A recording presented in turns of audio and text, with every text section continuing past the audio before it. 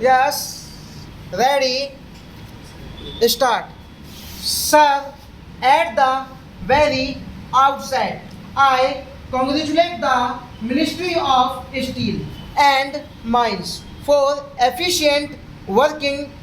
There has been in the past propaganda on behalf of the private sector that it alone can deliver the goods, it alone is affection, and that the public sector is notorious for mismanagement, for inefficiency, and for loss of production. Both the things have been exploited by the working of the public sector since the year 1981, and in streamlining the administration of the public undertakings, the Steel Ministry has played a key and crucial role. There has been a mismanagement in this company and its management was taken over.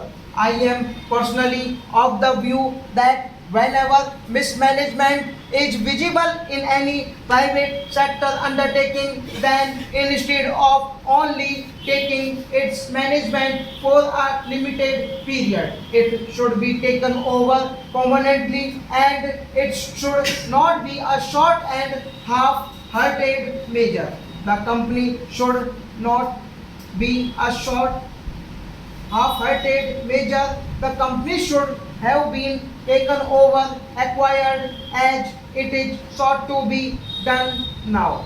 In the year 1982 itself, once the government comes to the conclusion that the company's affairs are not being conducted in an efficient manner, and when the government has to invest funds to the tune of crores of rupees, where is the question of reserving the decision that it may go back to the same old management? Now, the second thing is that there is a new strategy which is being restored to by this private business. They somehow or other welcome the takeover of their undertaking, and they start the process of mismanagement deliberately so that the government may be compelled to take it over.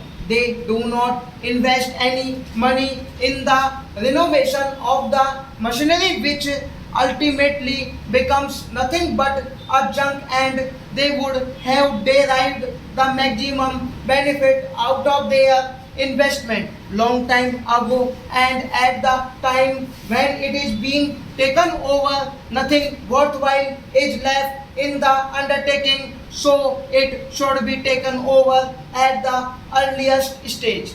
We are now taking off commitment to the philosophy of the Constitution. The philosophy of the Constitution means that we are committed to the establishment of an egalitarian society where there would be not only political and legal justice, but there would be economic justice. If we want socialism, it should come in a proper and effective way. Stop.